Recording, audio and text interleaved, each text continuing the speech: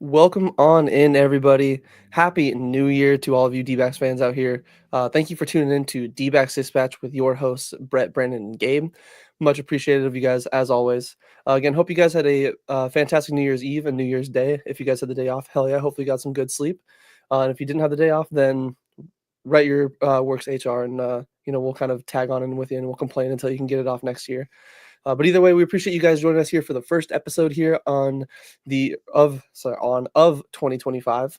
Again, if this is your first time here, if you guys could like, comment, subscribe, it does help a lot. Also share with friends and all that. It does really push in the algorithm.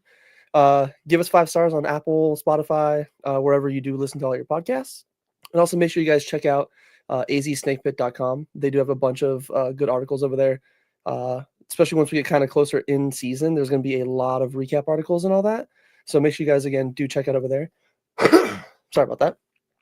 Then also make sure you check out our Twitter as well. We usually got a bunch of banging memes over there, courtesy of the guy to the right of me, Gabe. Well, I guess my right, your guys' left, whatever. But Gabe and then Brandon usually have some bangers cooking. Can we ban shrimping now? Because he said this. Nah, so it's okay. He knows. At least we're his second favorite team, so he's just trying to be, he's at least bringing the love from that we had for Goldie over there. So as long as you guys treat him well, just don't let him shave his beard, and we're fine. But make sure you guys also join in the Discord, so you can actually kind of stay in touch with all of us outside of the shows and all that, and be kind of the first like teasers whenever we do have like potential news or things like that coming out. We do like to say it in there first if we could. But we're here tonight to talk about a few things. Obviously, there was a little bit of news, not like, I guess, necessarily D-backs related, but the market for Roki Sasaki is heating up a little bit.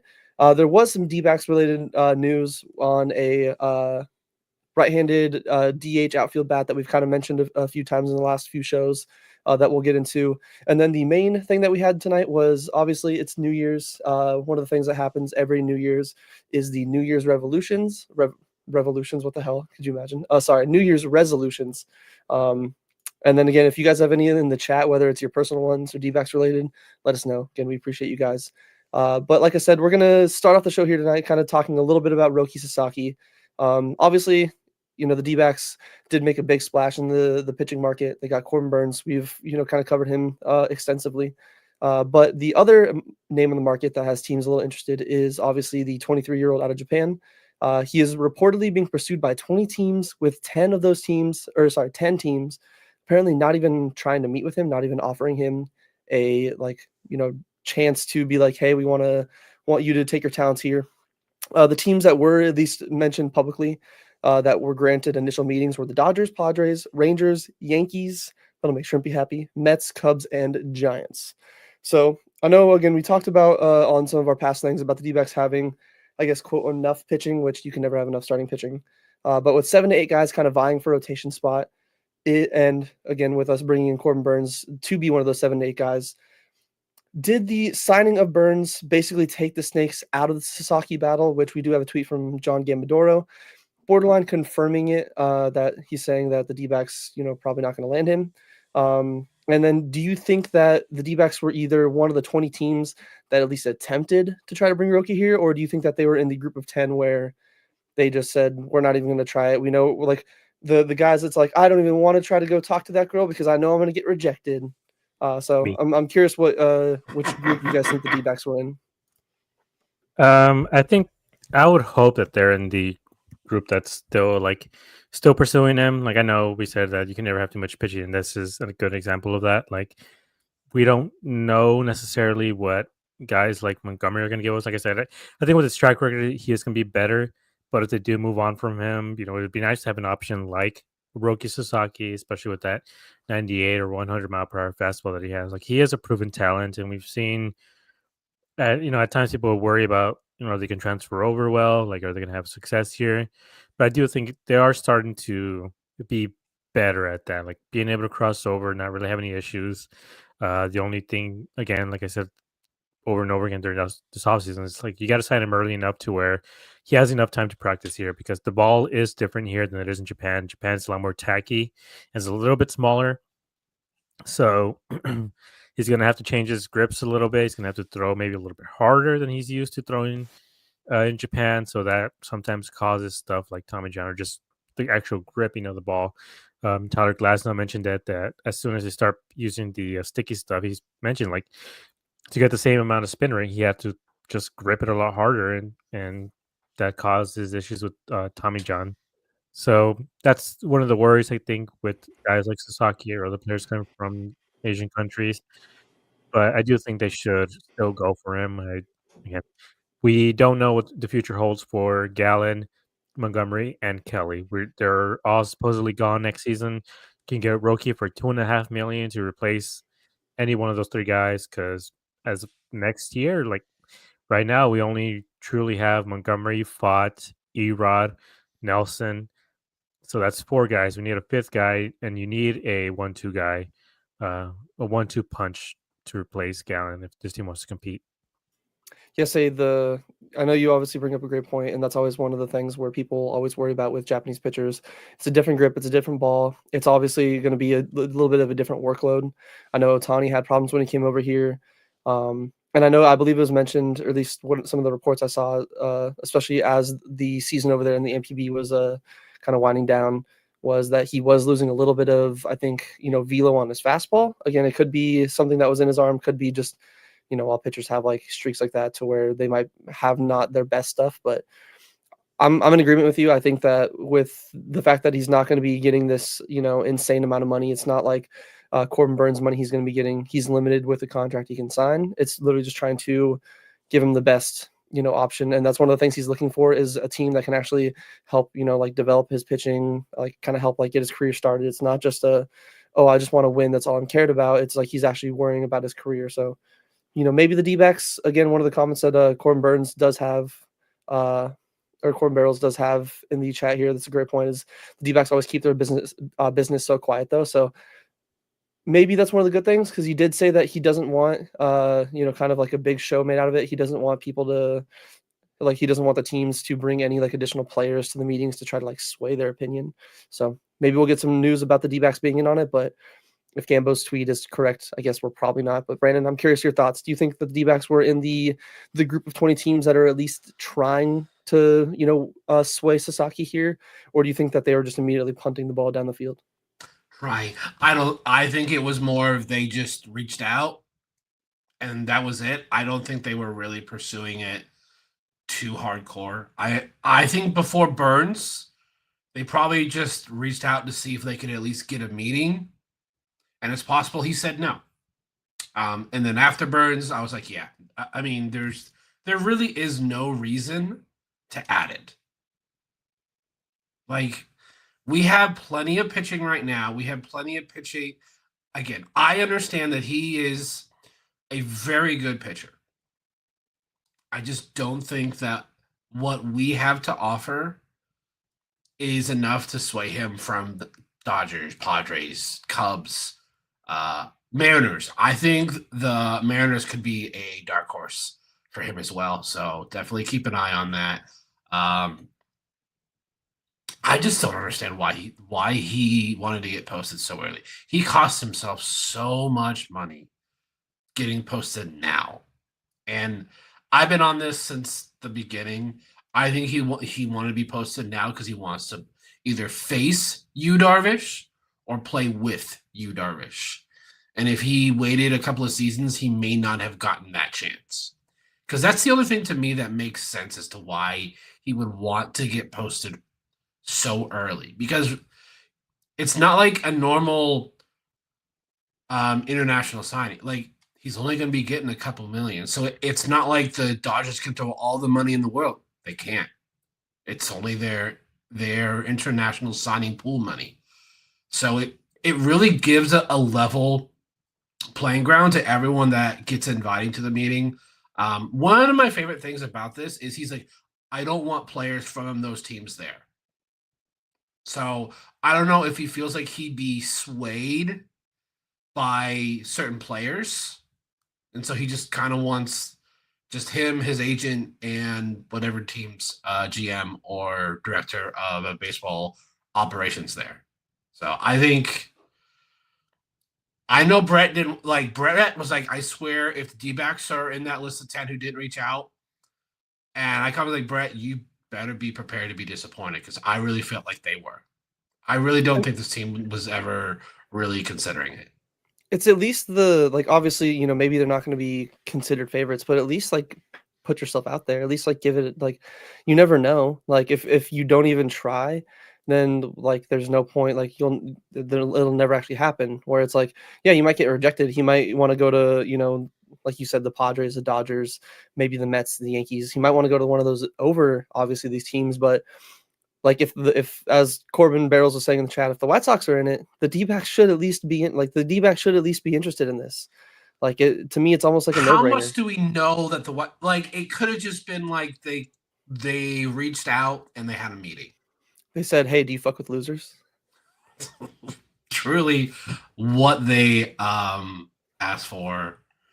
I don't know if this is the case. I don't know if he's his guy. I mean, it wouldn't.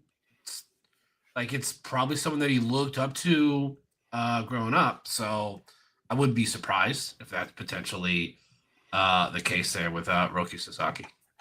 Yeah, I've always felt like those types of things. Sorry, like I always felt like those things are overstated. Like everyone talks about, like, oh well, he talked about playing with this guy or that guy, doing this or that. It never happens. Like how many times have we heard, like, oh well, he was a fan of this team. Maybe this other Japanese player can convince him to go and blah blah blah. Like most of the time, like if they're just standard free agents, then they just go where the money is. Like they want to get paid. They want to play, with the better teams like the Yankees or the Mariners, like the well-known teams in Asia. So I don't know how much that would matter. Like I don't know why. Most of the time, it doesn't matter. Like I don't know how many times have we heard, like, oh, this guy lives in Arizona, he could choose it here, and he doesn't. Like I mean, it happened with Burns. Burns seems to be the exception, not the rule. Like if that was the case, then every guy would sign with Florida, but they don't for a reason. Like doesn't always matter. Like a lot of times the money talks and guys want to live in a certain place. And I mean, look at Baltimore. Like I wouldn't say that's the premier destination of the US right there, but people still, if you give them a big enough contract, they're going to go over there. Yeah, maybe obviously the birth of his kids kind of helped a little bit. So I do agree with Gabe that he is the exception to the rule because there's not usually too many guys that are like, picking to be here. And I know it is especially a little bit different because we do have spring training here. Phoenix is a like pretty big growing, city. And obviously if it wasn't for us being just a cursed sports town, maybe our sports teams would be a little more successful. Our ASU hearts are broken tonight. RIP. But it's definitely, it's hard to compete with cities like, San Diego, LA like that. And obviously it seems like Sasaki's taking again, like I was saying earlier, kind of a different look at it. It's not, he's just going for the biggest contract. He's not going for necessarily the best like city. He's going for the best place that'll help him throughout his career, will kind of help him, acclimate to the MLB.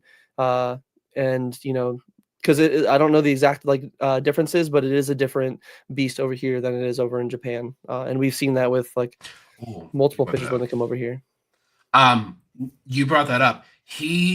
There's been a quote that comes out. He wants to go to, because he struggled with the Tokyo media.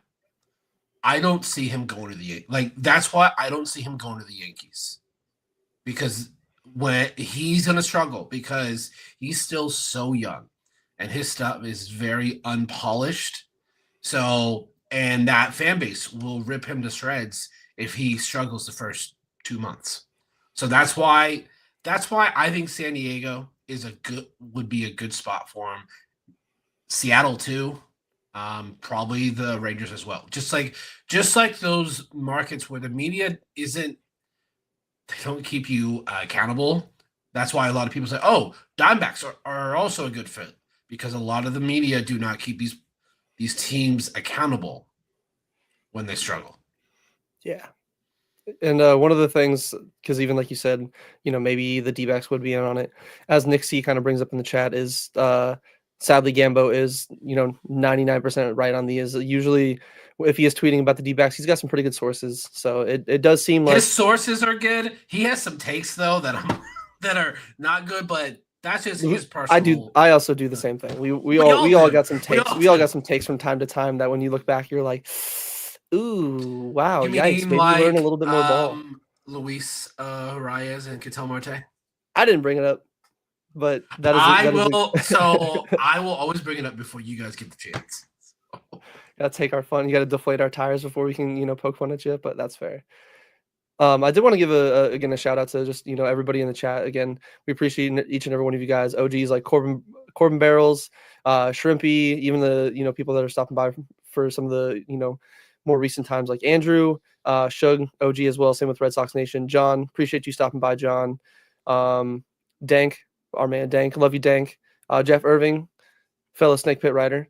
Which I do like the point that he also brings up about the D-backs not having a great history of developing starting pitchers, not to mention Reno being one of the worst pitching environments, and also doesn't have a clear rotation spot. Not sure why Sasaki would choose Arizona. And those are all great points. And, it definitely would be tough, but maybe if they, did get Sasaki, could make one of the trade, like if they do want to trade away a guy like, I hope not, but Ryan Nelson and Brandon Pfaadt, make it a little bit of an easier pill to swallow because you do have at least a guy that should hopefully transition well to, the rotation. And then also, again, shout out Eddie Johnson. Appreciate each and every one of you guys stopping by.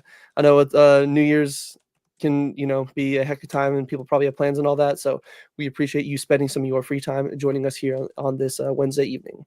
But speaking of Gambo and, things that he's usually right on, there was another tweet that he had regarding some D-backs and some, free agent news that this guy, we talked extensively, me and Gabe, and a bunch of people in our chat were bringing it up as a pretty solid option that, while maybe it's not the most attractive, it's not the JD Martinez where it's going to make all the fans happy, a guy that would be solid to bring back to the D-backs for their right-handed DH position that they're still trying to fill is Randall Grichuk, where John Gamadoro did tweet, I believe you have the graphic of it, yeah. No, I do not see Randall Grichuk returning to the Diamondbacks for those that have asked. So again, maybe there's a random change at the end. Maybe there's something that kind of pops up to where the D-backs can kind of, sneak him in here. Like Corbin Barrels was saying earlier, they do like to keep their business a little bit quiet.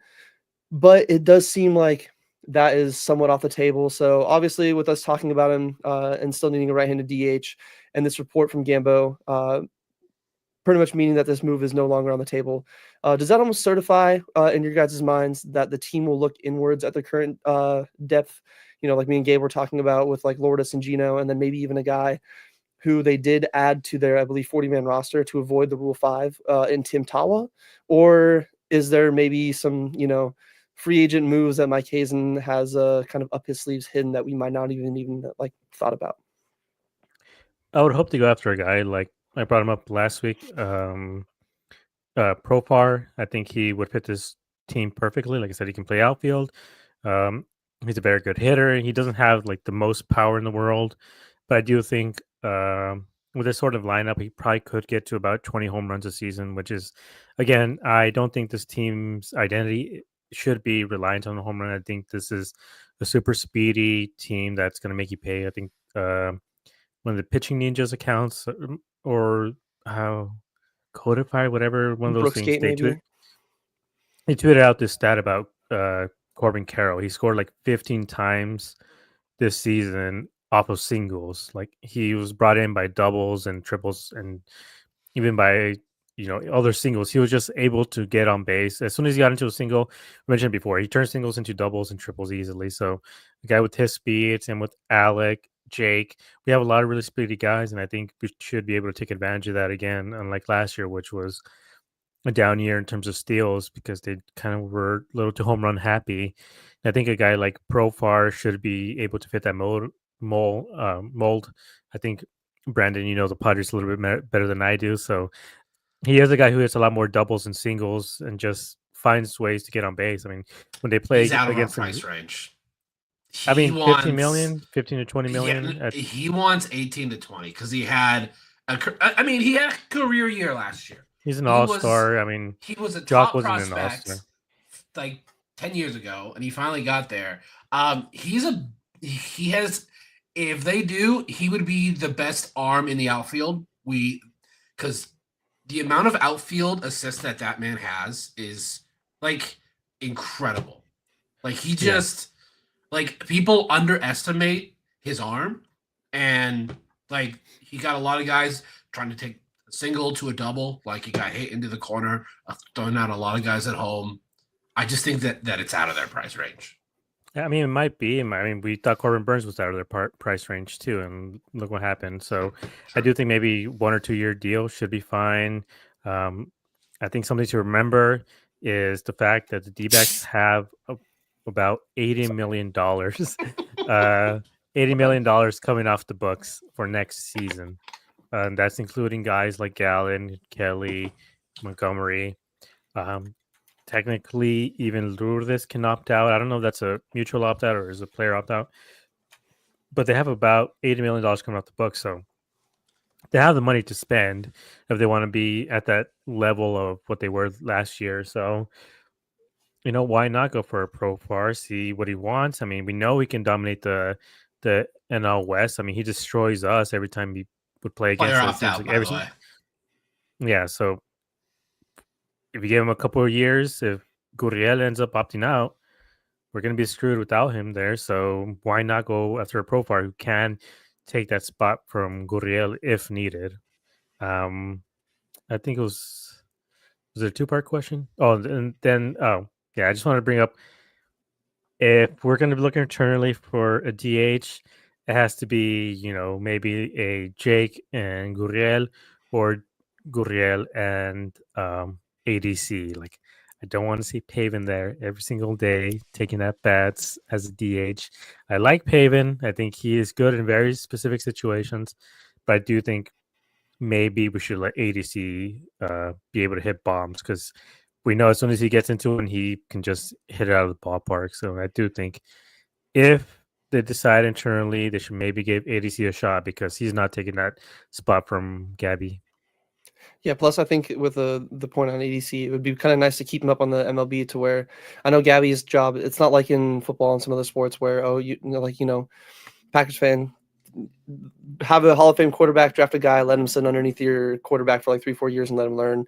I know it's not the exact same, but maybe it could be kind of nice to where ADC could every day be there, in the same room with Gabby, maybe being like, okay, like picking up some tips here and there that could improve his defense, because we know he's got a bat. It's just that defense is always, well, at least from what we saw last year, was always a question mark. And especially with, trying to throw runners out, it was basically a track meet out there on the bases against the D-backs. But some of the names brought up in the chat that I kind of liked, that I'll, touch on maybe, and then I'll pass it to you, Brandon. Eddie Johnson was bringing up one that, not necessarily like an outfielder or the prototypical DH, but looking at his numbers, this one kind of intrigued me a little bit. He said Donovan Solano could be fun. Also, and looking at his numbers last can year, play first, second, and third, by the way. So that exactly. So he's a little bit, could fill in that Kevin Newman position that we're, kind of trying to still bring in to have a, just utility infielder. He had a one WAR last year. He had a 112 OPS plus. He hit 286, 343, 417 for a 760 OPS. Again, only 8 home runs, but it was only in 283 at bats. So kind of a platoon guy for the Padres. So he's definitely an interesting name. I like that one. One that Cam's bringing up is he's hoping that we trade for Mountcastle. He could be a solid fit. And I know that's been one of those where I know we were obviously talking, we trade for Naylor. We assumed the first base position would be taken. But in the AZ Snake Pit Roundtable, I believe it was Preston brought up a good point where the Naylor trade wasn't a replacement for Walker. It was actually a replacement for Jock. And maybe they're still trying to look for another like first baseman to kind of fill in there. So that one, could be interesting. Maybe someone to keep an eye out. I know the Orioles have been trying to move him as of late. And then Jeff Irving is bringing up a few names as well. Guys like Taylor Ward and Seiya Suzuki. Angels added Soler. So Ward seems redundant, and the Cubs have been talking to teams on Suzuki. And I don't necessarily know Suzuki's contract, but I don't think it's too crazy to where that one I could definitely be talked into. Maybe like a little bit of a change of scenery too. Could kind of get him back into some of the hype that it was before he was, came over here to the Cubs in the first place. But kind of as I was saying earlier, Brandon, same question to you. With obviously Grichuk sounding like he's off the table, do you think the D-backs are going to look inwards on their depth at guys like Lourdes, Tawa, Gino to maybe slot in for that DH spot? Or do you think that there's some other names like either the ones brought up in the comment section or even one that maybe we haven't brought up that you kind of had in the back of your mind? Suzuki is a big time no for me. He has 2 years left, 19 million each. So that one's steep for me. He also said that he wants to play outfield, so he doesn't want to be traded to go play DH. So I don't think Suzuki is probably the option for us. Taylor Ward, I don't know. He's very hot and cold. Like when he's hitting, like he's really, really good. But when he's just not, it is Pavin Smith level bad. I'm still on the train that what they do is outfield is Carroll, Thomas, McCarthy, DH is Lourdes. And so Lourdes' contract's interesting. So after this upcoming season, he has a opt-out for him, and then the next season it's a club option.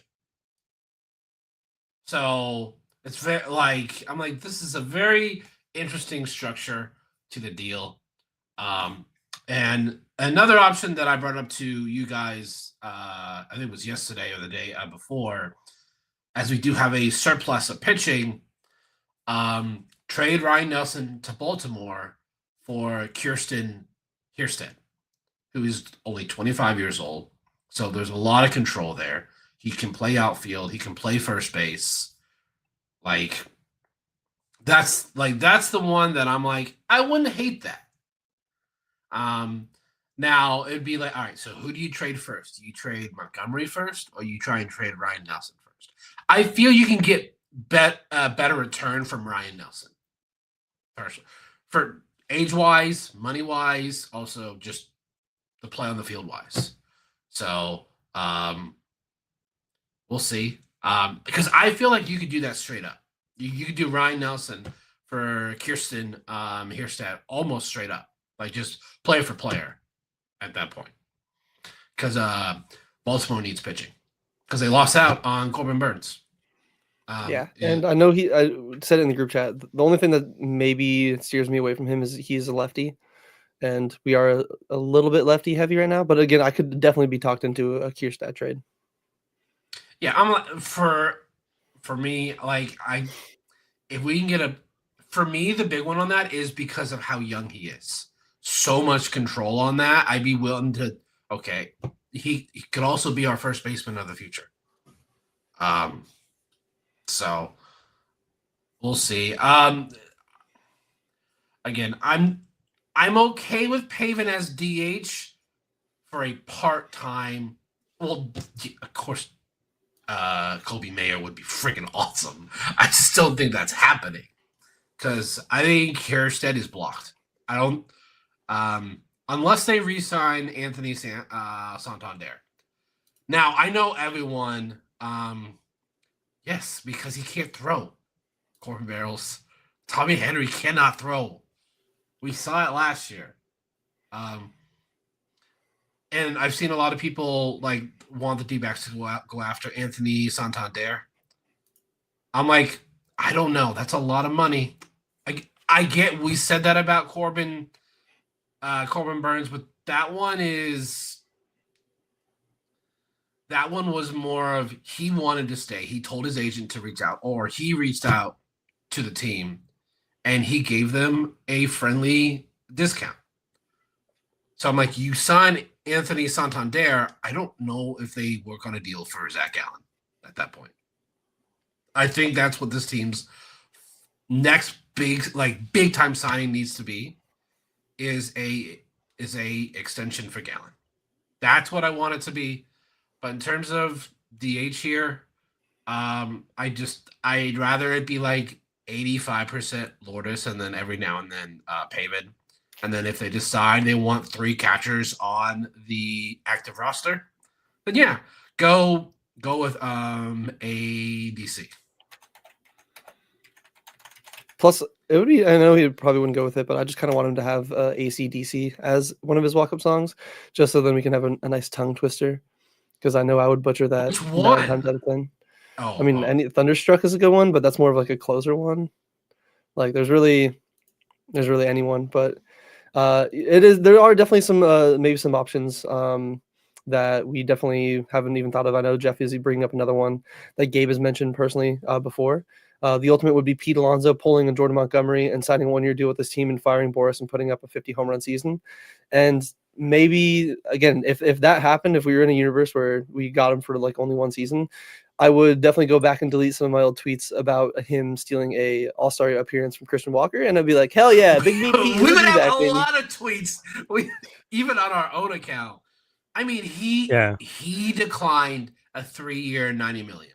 So I guess I think he wants more long term. I think he wants a 5-6 year deal like Bregman does.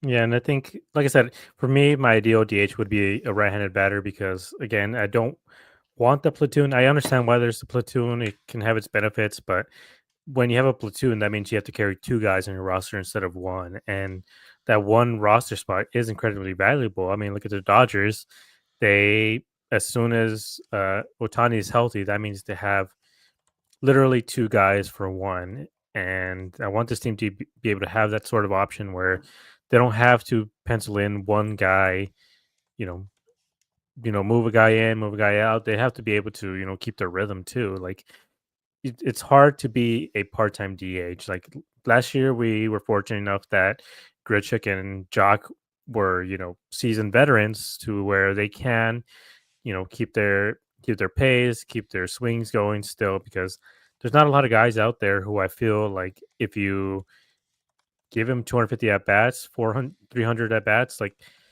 a lot of these guys are going to suffer because they're not getting their everyday at bats like they had for the last 20 years of their career. So I do think we need to find a right-handed bat because of how left-handed heavy this team can be and has been, especially if they face off against a left-handed batter. You kind of need to have Corbin in there. You need to have Alec or Jake or whatever. You need to have some of these left-handed guys in there, and having a right-handed power bat who just will mash, every day. Like I feel that's kind of what we need, and I think Pete Alonso would fit that. But unfortunately, like you're saying, I just think he is looking for too much money and too much time, and with his age, I don't think it's going to be worth it. Yeah, so the the 2 roster spots is definitely a something to kind of keep in mind. That I know they made it work last year, but sometimes that can be a little bit tricky. It could be one of those where maybe it kind of backfires on them, maybe it doesn't. And then I know some of the guys in chat, Andrew Dang was bringing up, could we afford Bregman? Crazy, he's still available, LOL. And I know a lot of that's because he's looking for like a $200 million contract, but we've already said a few times on the show, we've given one guy a $200 million contract with some opt-outs after a year or so. And with Jeff's comment saying that Heyman mentioned today on Bleacher Report the D-backs being a potential mystery team for Bregman. I didn't hear that, I didn't see that, so I'll have to go find that after. If that happens, I'm calling it now. Bregman's at third, Naylor's at first, and Gino is our DH. That's how you fix that DH situation. Just put that Gino lineup at would DH. be nasty. That lineup would be gross. Ken Kendrick would make us eat even more crow than we already have. Say, oh, he's not going to spend. He bought 2 guys at 200. He blow my mind, and it's so weird because we don't have a TV deal. The fact that he's doing this without a set in place TV deal is so ballsy. I freaking love it, Ken Kendrick. Like it is, unless they do have something in the works, we just don't know about it. It is the first of the year now, and we all know Hayes next to Cook now. If they sign Bregman, that almost to me is like them saying, they're like, we know we'll be getting a lot of money for the next 4 or 5 years. Because, I believe it's Bregman wants either 6 years or $200 million. I'd take maybe we can get him on a 200 million with some opt-outs, and then even like a Nixie's comment here saying Bregman would be insane. We need Montgomery off the books ASAP, and maybe that would be one of those where they kind of factor that into it, where they're like, hey, you know what? Maybe half of Montgomery's contract we can give to Bregman as like a signing bonus, and maybe try to make it work. Because again, Bregman, I know obviously he was one of the main guys in the Astros bang bang on the trash can bullshit that happened in 2017. And I know he hasn't really had like an insane year, I believe, like he did then. But again, I still think he's a pretty solid ball player. A guy that the D-backs missed. I wouldn't say necessarily missed out on because they did draft Dansby Swanson over him.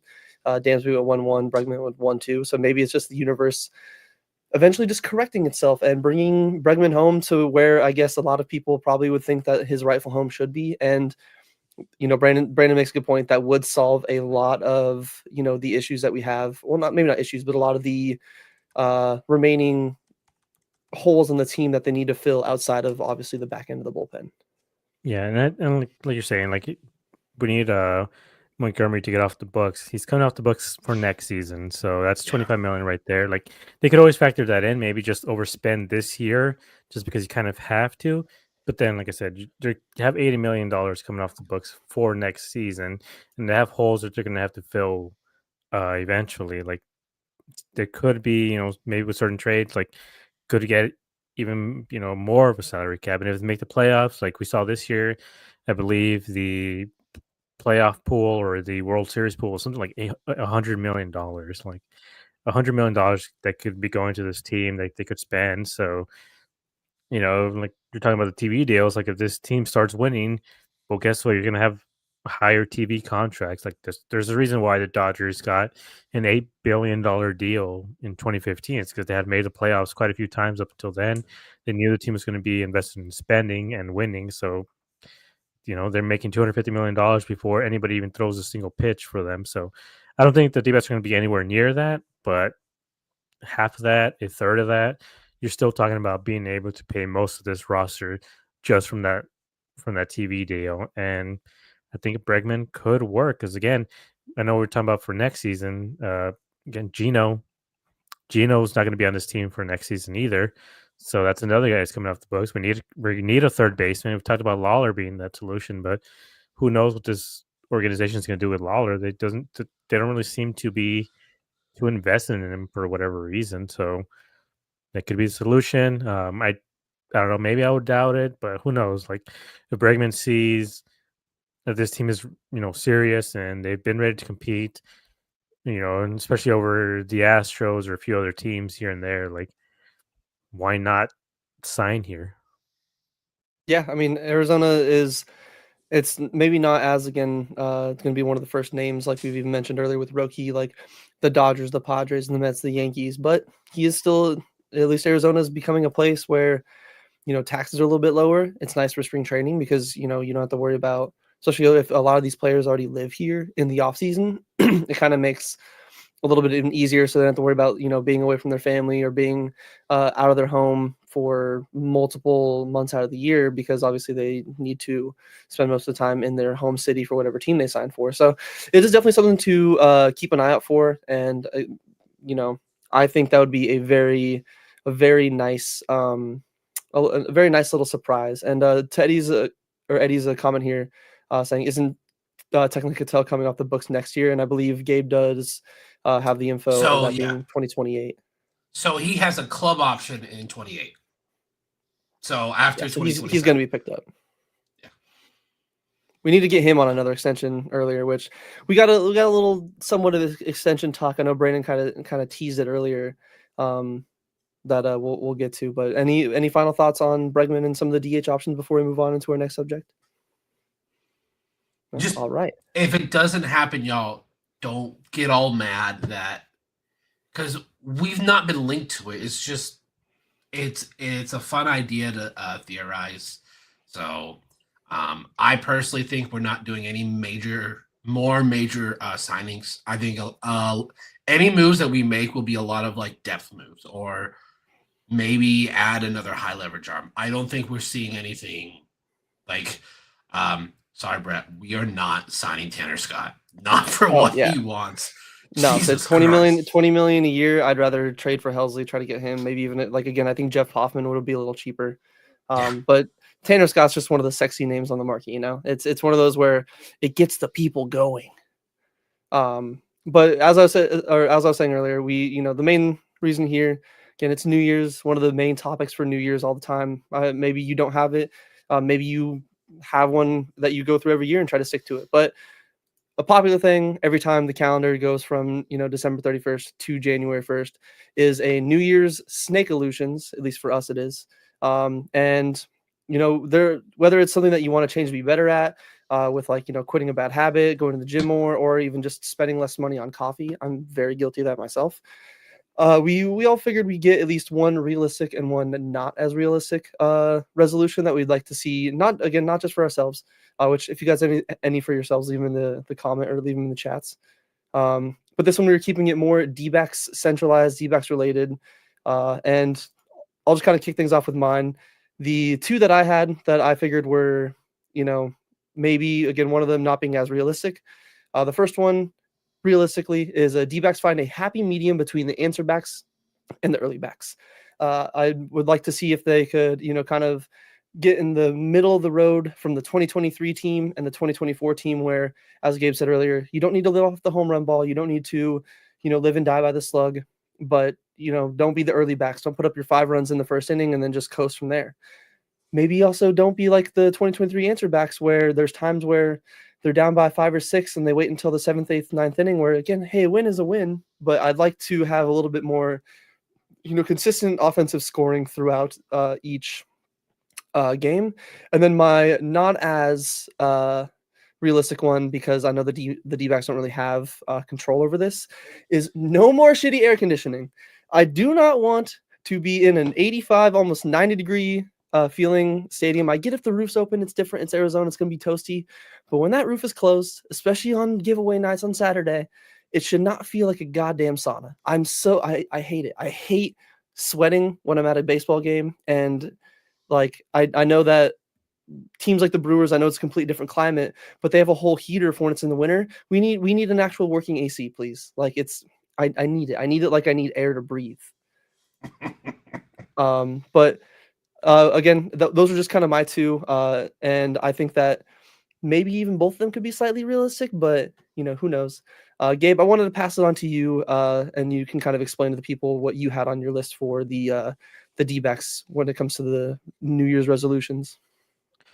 Yeah, for mine, I had to get a consistent bullpen. I think it kind of comes in line with what you're saying about the answer backs and early backs, just being consistent, being able to, to a certain extent, follow a script. Like, that after this inning, you put in this guy or that guy, and, you can be consistent with everything. You don't have to freak out every single night because you're like, damn, like who's available, who's doing this, who's doing that, and then having to put Miguel Castro and Scott McGuff out there because we ran out of guys. Like, I want more consistency in the bullpen. Like, there's going to be issues. Like, it doesn't matter if you have, the 3 Hall of Fame bullpen arms in the bullpen. Like, they're going to give up some runs. It's going to happen, and that's fine.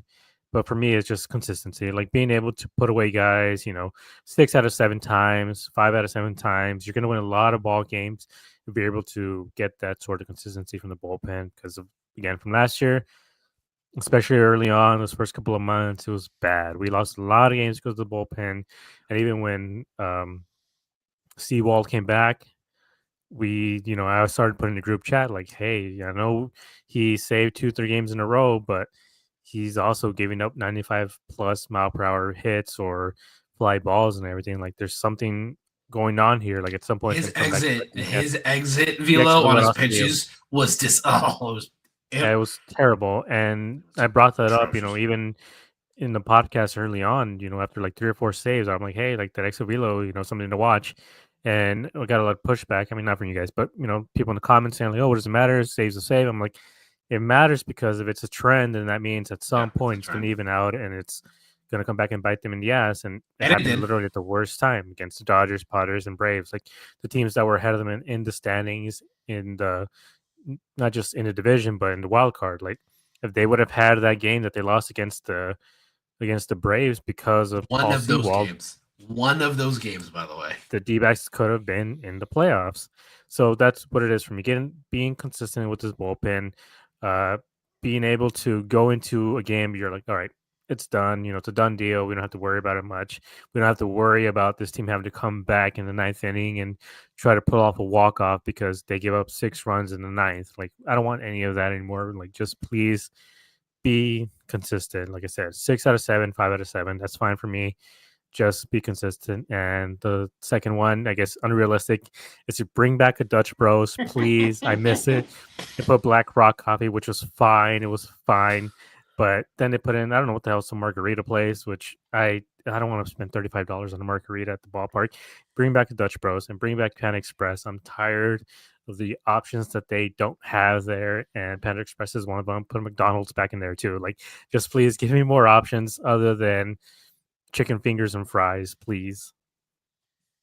And don't get me wrong, I love all their, the versus dog. I think the versus dog is really good. But yeah, I can't do versus dog because I did it once, and my stomach was not the same. So I was like, also I'm done. They had it, I believe, in 2023, but they took it out last year. But the bao buns were delicious, and I think the pork belly nachos, something like that. Like, they had some, and also, kind of piggybacking off of Gabe's, the fucking buffalo chicken fries. My brothers in Christ, that was one of the best things they ever had at the ballpark because it had some blue cheese crumbles and waffle fries. Intrigued to see what they took away and what they added for this upcoming season. I'm hoping it's some good stuff because, I mean, I could see why Gabe put it in as unrealistic because I don't think that they're going to bring back Panda, which they should. That was a great part of my childhood. Third or fourth inning, me and my grandpa would go grab, some orange chicken and chow mein and just sit up there with, and then get some like Cold Stone on the way back with the waffle cones. I know they still have Cold Stone, but bring back Panda, man. And bring back some of the old good food they had. Remove Papa Murphy's and add Spinatos. Because they have Spinatos at Footprint Center. I mean, yes, it's expensive, but it's good pizza. I don't like Papa Murphy. And I don't like Streets of New York, whatever they have in there. I'm not too big of a fan of that one, personally. Yeah, while we're at it, bring back Peter Piper too. Bring back Peter Piper Playhouse. Who goes to Mountainside Fitness there? Who? Tell me who. Tell me one person you guys know that goes to Mountainside Fitness. No, they have their own gyms. Yeah, so that one's only for the fan. I mean, I get it's cool because if you have a Mountainside Fitness, you can go there, park in the thing, and just watch the game. But what are there? Maybe 20, maybe 30 people living in downtown Phoenix that probably take advantage of that. It was a cool concept. I like it, but especially I agree with that one with Gabe. Bring back Peter Piper Pizza in the play area. That'd be electric. I would be, playing skee ball in there. That's a great, hey, you know what? I don't want to leave the ballpark yet. D-backs are getting, blown out. Maybe they're down by 10 in the second or third. Let me go play some skee ball. Let me go blow off some steam a little bit, and then I can come back, and then maybe the game's a little bit closer. And, I don't want to leave early, but it's definitely needs a little bit more option. And I agree with, no more chicken tenders and just boring hot dogs. I can't do every single game, especially if you're going to 5-10 plus games a year. It gets a little bit boring. But Brandon, I know you had 2 of them that me and Gabe were kind of joking in the chat that which one was the realistic and which one's unrealistic. But I'll let you have the floor on this one because they kind of gave me a good laugh. Yeah, I knew as soon as I was thinking these, I'm like, one of them is going to say, so which one's the realistic one? So I went, if you're on Twitter or Reddit, this fan base goes very doom and gloom with every loss and every win. It's so up and down. I remember 2023. So many people, August 1st to August 15th, were like, oh, our season's done. Put it in the bag. We are done. We are not doing anything. And what did we do that season? We went to the fucking World Series. So all I ask is, can we not overreact so much till June 1st or June 15th? Give this team 60 games, 60 to 70 games, so we can see what this team is. Can we? Maybe even closer to the trade deadline. There are 2 prime examples from last season. Gino and Corbin Carroll. They were atrocious through the month of July. then from July 1st to the end of the season, Gino was literally a top 5 hitter in all of Major League Baseball. His turnaround gave us a shot, gave us a chance for the playoffs.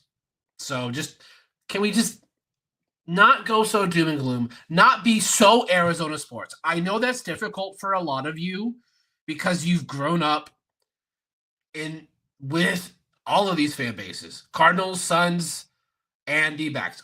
So many people are used to, like, they give us hope. Like, Cardinals are a prime example of that. They were very good the first 2 months, and then the last 2 months they've been an absolute dog shit. So I get it. Like, you have expectations, and then it's taken away. So not so doom and gloom. And my other one, Gallen signs his extension before opening day. That's just more wishful thinking on my part. Because if we I think Gallen and Corbin Burns, a 1-2, that might be the best in baseball. You could say the Dodgers, but I'm like, Shohei hasn't pitched in a while. We all know what Gabe knows about Tyler Glasnow. Like, he's not going to survive the season. Go back and look Blake at just Snell. Yeah. Blake Snell, they're all 5-inning chumps. I'm just saying, if you just look at both of their pitch, like, they can guarantee you 180. Those two alone, if they give you 180 plus innings, that saves your bullpen so much. If you can have two guys do that in a week, your bullpen is going to be fresh all the time. And then if we get 2023 Merrill Kelly, that's a third one that will get you probably 160 plus. So your bullpen, like Gabe said, your bullpen is going to be fresh because you're not going to have to use your A guys 3 out of 4 or 6 out of 7. Like, you're just not going to need it because you don't need to cover 12 outs. You'll need to cover, let's say, 7 or 8 outs because freaking Burns and Gallen are going into the 7th. So for me, yeah, I know the first one is asking a lot of our fan base to not go so doom and gloom. And it would shock everybody if Ken Kendrick handed out even more money to a pitcher by April. Yeah, no, it wouldn't be on. I mean, I know we're going into 2025, so maybe if he does it, maybe we'll have to kind of rearrange how we all have our Diamondbacks bingo cards going into every year from this point on, because maybe we should have to have that at least, every like 5 years or so. We can have the bingo card where it's like, Ken Kendrick makes a crazy signing that we didn't expect. Stamp that right there, because I'd be okay with it personally. Yeah, I think that is something that they have to do because unfortunately, there's no one in the AAA system or in AA system that is Zach Gallen. Like, they had a trade, they had a trade for Zach Gallen. They didn't develop him. The Miami Marlins and Cardinals developed him, and he came here. He did get better. He was able to pitch deeper into games than he was in Miami. But again, he became what he is here, and I wish that they could keep him because, again, he's only going to be like 20, or if he's going to be 30 by the time he reaches free agency. So why not give him a Burns-like contract of maybe a little bit more, pay him for Less what he's done here. More money, yeah, maybe? More money, just whatever it is. Again, $80 million coming off the books. You're still giving yourself a bit of leeway in that sense. Like, this team has to keep this rotation as much as they can intact, because if Kelly goes, Montgomery goes, we need a couple guys, in this team.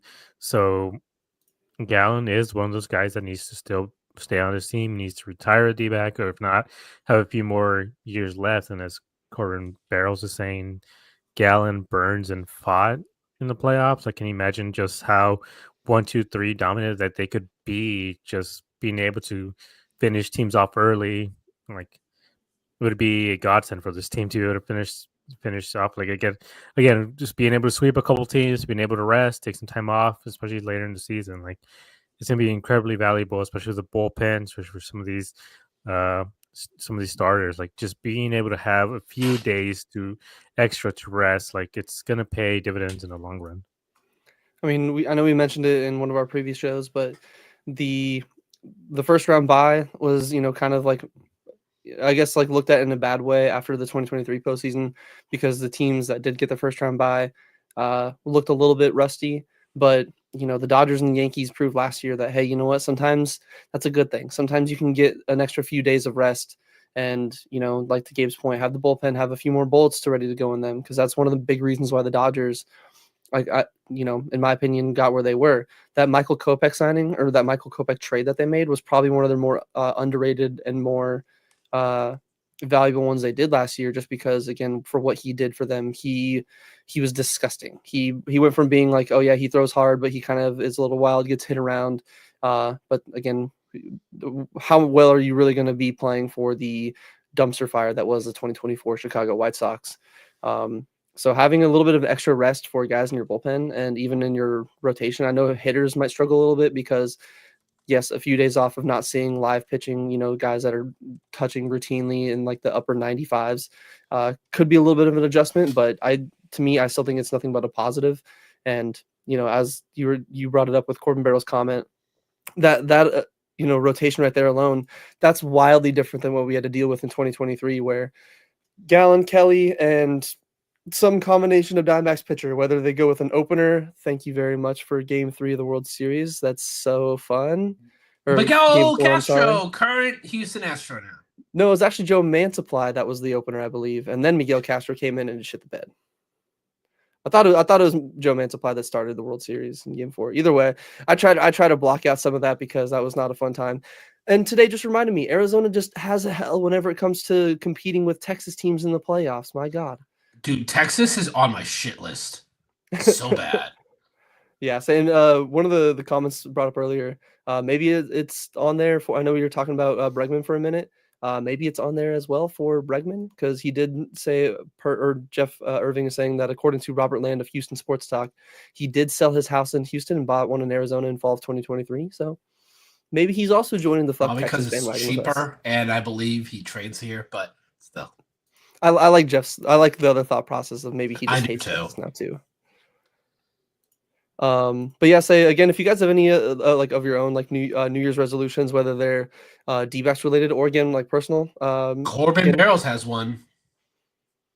Where is do you take Nolan Arenado's contract to get Ryan Helsey? And I'm with no. I'm with Jeff on this. No. I do not make that trade if we have to take on Nolan Arenado's contract. This was 3-4 years ago, Arenado. I could definitely be very convinced on it, but I'm kind of it is a lot of money, like especially if we're going to be taking on all of it. Maybe we can get the Cardinals to take Monty a little bit, so it makes it a little bit easier to kind of swallow some of that money. But I'm leaning a little bit more on like with Brandon and Jeff, where Arenado might be a little bit more past his prime. He does like hitting here, so I'd have to look up his actual numbers in Chase Field. So maybe. I know St. Louis can be a little bit tougher of an offensive environment for a guy like Arenado going from Coors Field to, St. Louis. Maybe Chase Field is just the kind of, remedy he needs. But Gabe, I'm curious your thoughts on that one as well, because I know where me and Brandon stand. I would, just so we can get Helsley. I think he could help us win now, and I think a lot of this fan base feels like we should be in a win now mode. I mean, with Arenado, you don't have to pay, I guess, 3 years. I mean, he's owed $21 million this year, 16 for 26, and for 2027 is $15 million. So he's honestly not as expensive as he was in those prime St. Louis years. So he really, truly wouldn't be that expensive. And like I said, we're losing Gino next year, so we need a third baseman. And to be able to get a guy like Nolan Arenado, I know he's not who he once was, but again, remember, he's playing with the Cardinals, who have literally no future and no protection around them. So being able to have a guy like Cattell, Corbin, maybe Gurriel, depending on how it is, like we have certain guys that could provide a certain amount of protection for him, that he's able to take more pitches in the in the zone. He doesn't have to be a hero every day. He can just hit singles, which is fine for us. Like, just move guys around. I think being able to get a guy who still can technically play Gold Glove defense. I mean, I know this is like the first time in 10 years that he doesn't win one, but he's still a very good defender. Being able to get him for next year for 15 million, I think would be a steal. And to be able to get Helsley, again, we can put Aaron on at third, Gino as the DH. I think this lineup would be a lot longer than it was even last year. So I would take that again, even if we eat some of that money. Like, it's fine for me. Like, you would rather just spend money than give up valuable prospects. That is a good point, especially, if we don't want to like give up. I don't think Jordan Lawler would be a guy that we would need to give up necessarily to in that package. But you did mention him earlier where it doesn't seem like they really have a clear goal for a guy like him to where maybe they still want to hold on to him. At least in that case, like you can still hold on to maybe some of the guys like him, Tommy Troy, maybe even Spencer Geisting. Like I know he and Yumin Lin, two guys that I know Lin had a little bit more disappointing 2024, but he was injured for a little bit of it. So I'm kind of giving him some leeway there. But maybe some guys that had some pretty high rising seasons last year and, maybe played a little bit past their expectations or what people thought they were going to be. So they can kind of keep them a little bit, let them still marinate down in the minors and, not have to worry about not mortgaging the future, but giving up a piece that, could potentially come back to haunt them. Because I know we talked about it in our group chat a little bit too. There was a mock trade brought up by, I think it was Bleacher Report or something like that, Yeah. where they had a mock of potentially, maybe the D-backs giving up only one player. And to probably a lot of our surprise, well, maybe not just because of the money, but Jordan Montgomery was not the name they mentioned in the trade. It was actually Yilbert Diaz. We saw him for a few starts this year in 2024. Wasn't terrible. He had a really good start, like I think like 2 or 3 really good starts, and then a few that were obviously going up against the Dodgers as a rookie. Pretty tough task. But maybe giving up a guy like that could be, not as bad of a, kind of pill to swallow come down the line, or it could be one of those where you're looking like how the Cardinals did when they traded away Zach Gallen and Sandy Alcantara, where, fans are all like, how did you have these guys and just trade them away for nothing? Which maybe, and I think, with Arenado, like, compare the stats from 23 to 24, like, it's such an insane drop off that I do think maybe whether it's injuries or just the fact that he wasn't as protected in the lineup as he once was. Like, we look up and down his StatCast or Savant page, still a lot of red. Not so much batting wise, but 10 outs above average. Like, imagine, I know we're losing Walker as a defender. Imagine having a third baseman like Nolan Arenado defensively. Could save a lot of games as well. And he really does enjoy, again, I'll have to get his actual numbers. But I just remember the dude terrorized us in Chase Field. He loves trying to aim for what used to be Fridays and now, cold beer and cheeseburgers. He loves trying to park the ball up there. And, if we could get, even if it's not like prime Arenado, because I don't think you're getting that out of him, Gabe, you definitely could talk me into a little bit, maybe being a little bit more, in favor of a trade like that. Again, especially if it does land us on an arm like Helsley. Because if it's just for Arenado, probably going to be a no. But if it's a guy that does, kind of solidify the back end of the bullpen a little bit, in a guy like Ryan Helsley, I know we talked about him a lot before in like his repertoire and like his stats, especially last stream with his like 200 something plus ERA plus, which is just crazy for a reliever. I'd be okay with it. Honestly, I think that's something that I think a lot of D-backs fans would potentially, maybe not right away pull the trigger on, but could at least be, convinced that it's possibly good in the long run. Yeah, I mean, I have the numbers right here. I mean, he only had 13 at bats last year, but he batted 385, had a 385 on base, and 692 slugging. So in 13 at bats, he had a 1077 OPS plus. I mean, the biggest hit on him was, I think, Dodger Stadium, like 292 OPS, which is really bad.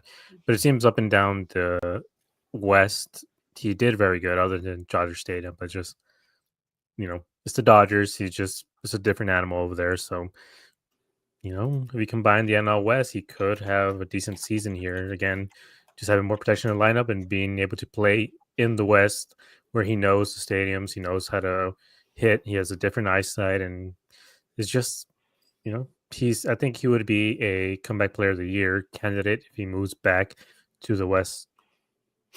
Yeah, and it could be pretty entertaining, honestly, seeing some Arenado homers that are actually for us good guys over here instead of being always against us. If they acquire Bregman or Nolan Arenado, to me that's saying we don't plan on playing Jordan Lawler ever. So I'm like, just go ahead and trade him at that point and improve your back end of the bullpen. It's like, because both of them would still be here for a while, unless I think Perdomo is only like one more year, and they do want Jordan Lawler at shortstop. For me, it's you got to give him a shot to see what he is. He didn't get it. He missed a bunt sign, and they basically held it against him. Yeah, he got hurt last year. I don't think this team has any faith in him for whatever reason. Which is really unfortunate because I'm just, speaking a little bit biased because I do have some of his cards and a lot of them up there in my thing. So maybe I have a financial bias to it, but that would really suck because he does have a lot of, I think star potential. And he is still pretty young compared to a lot of guys that, are coming. I think he's roughly around some of the age, like a junior, maybe a sophomore in college would be drafted at. And we know some of those guys still take a few years to develop. And he kind of shot up through the system pretty fast, a lot faster than I think. He's 22.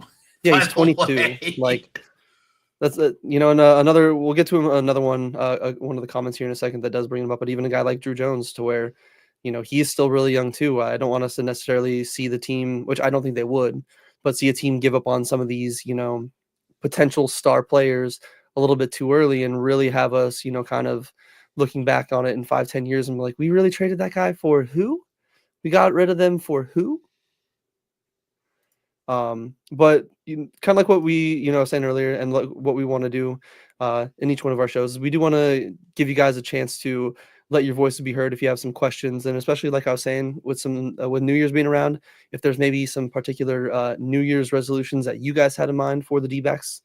But some of the questions we had, first, this one was maybe not necessarily the question, but I like some of the stats and the points that Jeff brings up. But Jeff was saying that if Corbin and Gino play like they did in the second half all season next year, they would both hit 40 home runs, and that would be pretty tempting or pretty saucy. That would kind of make up for some of the lack of the home run power that we had or that we're going to be losing.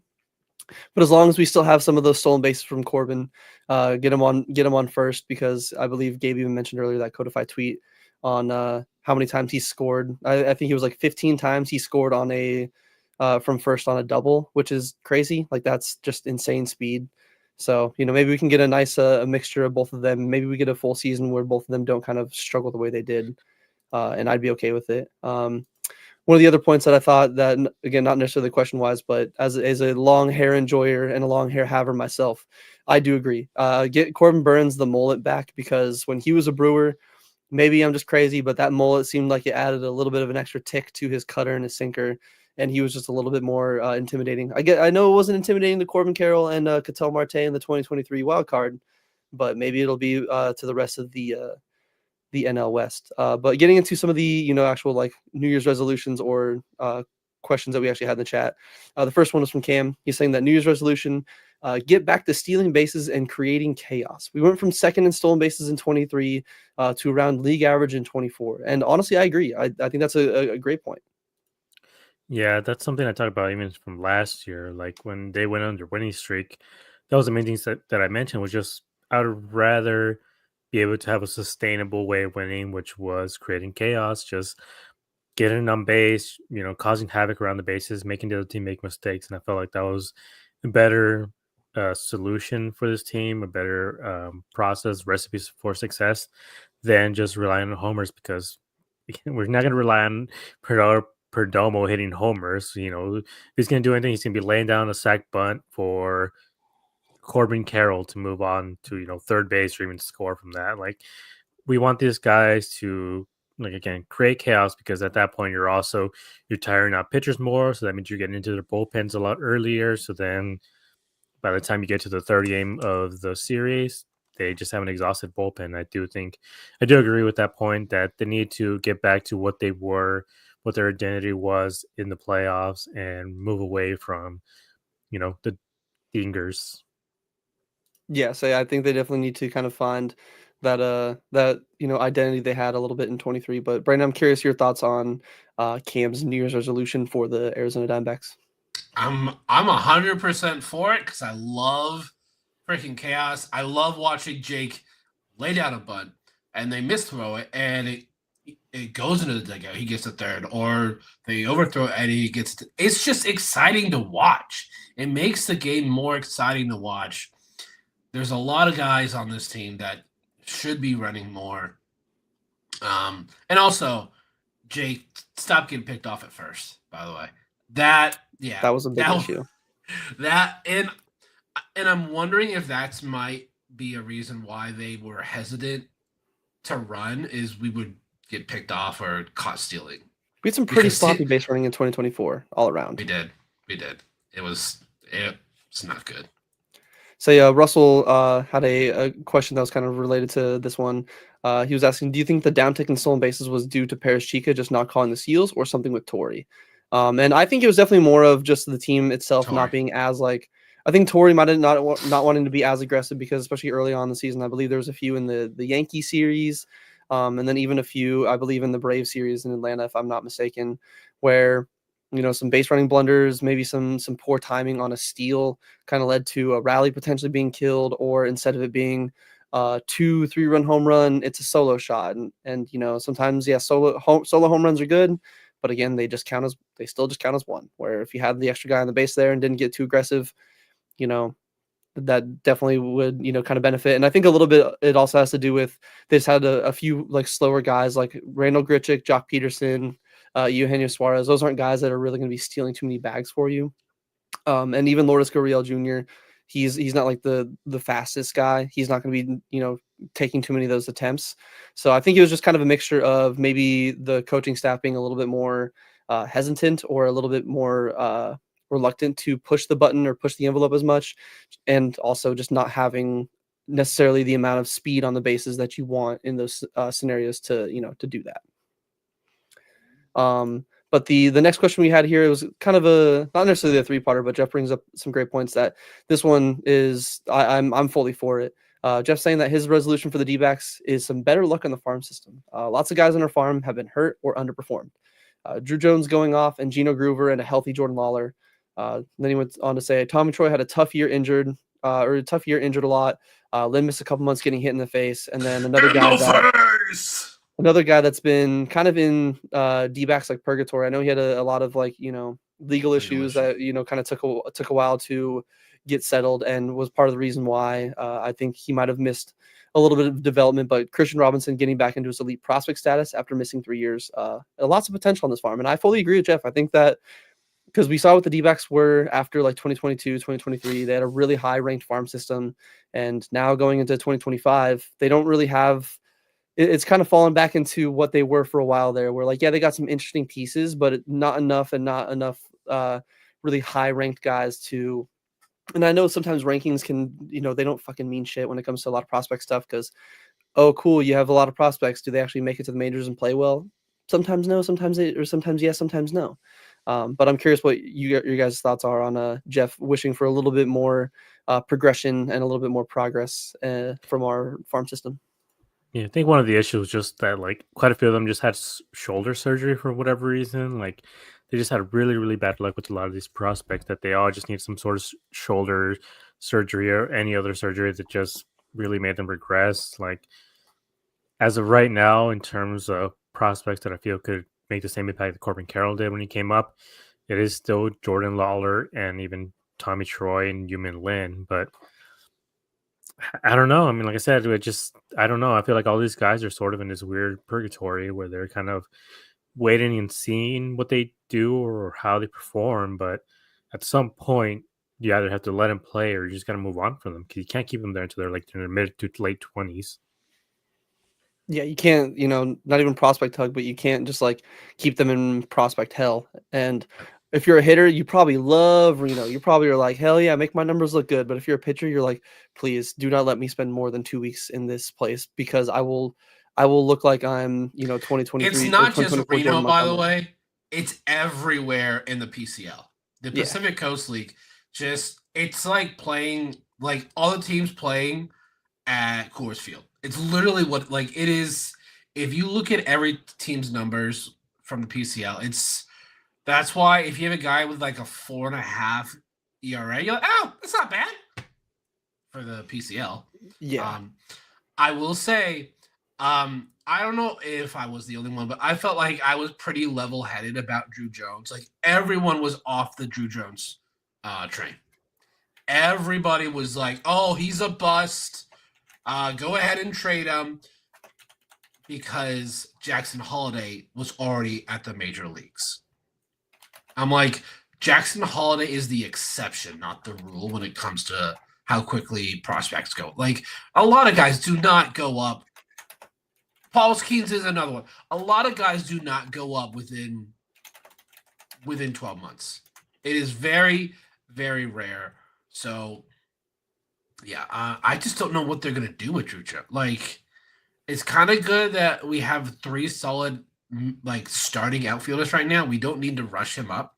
Like, we could probably take another, like, probably 2 or 3 more years with Drew Jones. I just want this team to give Jordan Lawler a chance. Because I don't know if there's a lot more that he can do in Reno. So I really hope that, just having prospects just go ahead and get it done would be really great.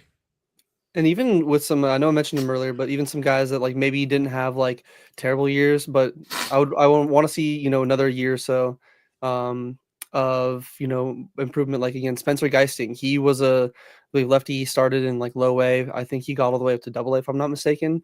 He had a really solid year. His strikeout numbers were really good. He was just putting guys like, putting them away, some really nasty stuff. And I'm a slut for left-handed pitching. I know that Gabe himself, who is having to take a quick intermission because he's got that ranch water running through him pretty quickly. But he's even mentioned before about having like lefties in the bullpen is a really good way to kind of like stagger the rotation. You don't have to worry about, teams being, too already knowing, okay, yeah, we're just going to put all lefties in our lineup because you guys have Burns, Gallen, and Kelly and then even Brandon Fott. Oh, cool. We're going to see 4 righties in this, series. Get up here. Like a guy like, again, if we face the Rangers in a 4-game series, Jock Peterson would get 4 straight days of playing. And I know that was a little bit foreign to him this last year because, with how many, again, the teams that the D-backs face, just teams in MLB do kind of keep a nice balance. So I like to see some, not even just bounce back from guys, but other guys like even Gino Groover. He had a really solid season, I believe, in the minors this last year. So I think like having him kind of continue to make a step forward would maybe even make us a little bit more comfortable with him potentially taking over that first base reign, where if we can't re-sign Naylor, there's no other first baseman that we bring in as a free agent or a trade in between now and next year. Maybe Gino Groover does have a nice track record down there where he makes Hazen and co. go, you know what, I'm okay with this. You kind of earned at least a shot in spring training. But the other, oh no, I got rid of it. There we go.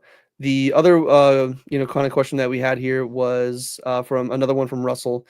Came in asking us, wondering your guys' thoughts on Jameson returning this year. I cannot wait to see him again. And then, yeah, a few stolen bases too. So I think that's one that we've kind of mentioned it before. I don't know exactly the timetable necessarily for his return. I think it'll be one of those probably mid-season, especially he'll probably, if he is healthy to go in spring.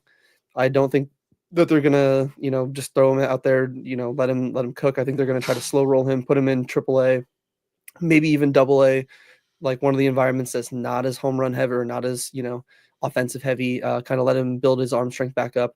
And, I think that we've mentioned it before, but that would be almost as good as making a trade for a reliever. I know he doesn't have the track record as a guy like Helsley, but he has the stuff that could really make an impact back there. I love watching Dre pitch. And just as long as they've decided that he's a reliever, Make that decision. Is he a starter or a reliever? Then I think you're good to go. I think adding him is almost signing a free agent high leverage arm, because I think Dre is that good. I don't want them to use him as in long relief. I would rather that they add him as another high leverage guy for the 7th, 8th, and 9th. Personally, that's what I would like them to do. But we'll see. It's also a big reason why I don't want Ryan Nelson to go to the bullpen, because I think it's going to mess with his head too. Like, he had struggled for so long about being a starter, and then he absolutely pitched phenomenally as a starter. And they're like, yeah, no, we're not going to put you to the bullpen. I'd rather them have him in Reno. That way he still keep him stretched out. Yeah, like that. Yeah. For me, that's what. Either put him in Reno, or you decide, all right, we're going to trade him so we can improve this bullpen. Yeah, I mean, that's how I feel about Dre too. It's just the only issue is just going to be that it's really hard to come back from Tommy John and be what you once were, at least for the first year. It usually takes about a year and a half total, recovery time and being able to bring back your mechanics and everything. So hopefully he's able to come back, to start the spring, and he looks like how he looked before. And like we've seen other times with Tommy John, some of these guys get an extra couple of miles per hour of their fastball. So Dre was already at 96 plus. So being able to come in 98, and we've seen him on the mound. He's a dog on the mound. He's just a guy who goes out there and loves pitching and loves striking guys out. Like, has a very fiery personality, and I think he would be perfect for this bullpen. But like Brandon's saying, it's not just Dre, but guys like Mena and other guys that just like figure out what they are. Don't dick around with them. Don't put them in the starting rotation, then the bullpen. Then don't do that, because we've seen what happens over and over again. What happens when you mess around with the guy, especially the guy who's developing. These guys struggled, and they never turned out to be what you wanted them to be. Guys like Randall Delgado, Archie, Luke Weaver, just guy. His name wasn't Dominguez, but I can't remember. Oh man, his name escapes me. But he was. Oh, you talking about the Plantier? Oh, the Plantier, but no, there's another guy. He was like a Dominican guy. I can't remember. Like, he was on there Ruby for like Ruby De La Rosa. Yeah, De La Rosa. Yeah, him too. Like, they just move these guys up and down from the bullpen to the majors, and the majors too as a starting position. And it doesn't work that way. You either got to leave him as a starter or leave him as a reliever. And with these higher, mile per hour guys, you have to decide sooner or later, like, what you're going to do with them. When we talk about Mena, like, maybe he might be a trade target, but I can see him becoming an elite reliever, and I think he would be better as a reliever than a starting pitcher. Like, he would be great as a starting pitcher, but with his speed and his issues with walks, like, he's not going to get through more than 5 innings unless he just adjusts and becomes great. But some of these guys, are eventually destined for the bullpen. I think, like I said, they have to decide what they're doing with them sooner or later, because if not, then they're going to end up being busts, and these guys have too much potential in them to just end up being guys who just move on from organization to organization. And you don't want to see these guys end up like Duplantier, who was in a Korean league or wherever he is now. Yeah, say Duplantier one hurts too, because there was a lot of potential and a lot of hype behind him when we got him, and we just couldn't. Especially even another guy like Tuki Tusiant. That one. Yeah, Tusiant was one where when we drafted him, he was in the Braves for a while. No, but was he in that deal? No, if I'm remembering correctly, I believe the Dansby Swanson deal was Aaron Blair and Ender Inciarte. But it was Swanson, Inciarte, Aaron Blair, and then maybe it was one more guy. I believe we let Tusiante go maybe like a few years after that, because I think he was still with the team. But again, I could be wrong. So if any of you guys in the chat either listening live, was Shelby Miller. Yeah, Shelby Miller. That's right. God, what a fucking dude. We need to try Tony La Russa and Dave Stewart. I thought we sent Tuki with Dansby to Atlanta. No, I think they only got Dansby from us. We need to. Okay, that's what it was. Tucson was traded for. Thanks, Jeff. Yeah, thank you, Jeff. To be honest, I knew Jeff would know. Jeff's a certified ball knower, man. Yeah. Jeff absolutely knows ball. But yeah, they need to put Tony La Russa and Dave Stewart on trial for crimes against the Geneva Convention for what they did to this team and this franchise when they took over, because my God, that was a dark time. And I definitely think it put us back a few years. Maybe if the team didn't have what it was going on, maybe Goldie would have stayed here. Maybe obviously financials aside, maybe they would have been in a better position to keep him. Who knows? That's a completely different alternate universe to where we will never get to experience, unfortunately. But fortunately, we did have each and every one of you guys here in the live chat. Again, we appreciate all the questions, the interactions, the comments, all that, and especially even your New Year's resolutions. If there's some other ones that you guys think of, again, like I said at the beginning of the show, join the Discord. We have a bunch of other channels in there that not even just D-backs related. If you guys are watching any new TV shows, any even football, I know today with the ASU Texas game going on there, we had the football one in there popping off. So again, plenty of channels and stuff for you guys to kind of interact with other D-backs fans like yourself, or maybe if you're a Dodgers troll, then you'll get along just fine with our buddy Cruz in there, the lovable troll in there. It only works because I'm good friends with both of those trolls. Yeah. So that's what we have to make sure we preface it and let people know that hey, they're actual IRL friends of some of us. It's not just some random person we're letting in there, because if it was some random person that joined in trying to talk, just always being annoying, we would probably, keep the foot down on them a little bit more. But also make sure you guys follow us on Twitter. We do got a bunch of, like I said earlier, banger memes throughout the season, especially as we get to the season, spring training, regular season games. When we're actually in games, we're just popping off on there. There's plenty of laughs to be had. So make sure you guys follow us on there. And again, check out all the articles on AZ Snakebit. There's roundtables, there's season previews, there's season reviews, there's content for every single person up there. So again, make sure you guys go to azsnakebit.com.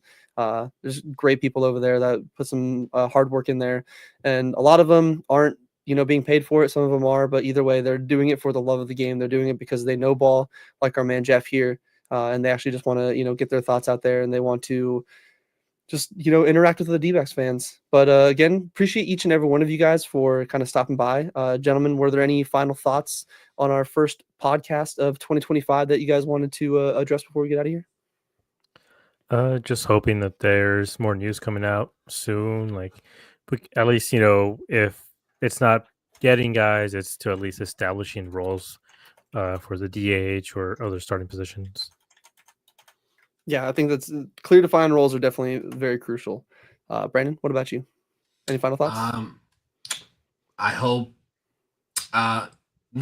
just hope we all have a good 2025. Anyone but LA.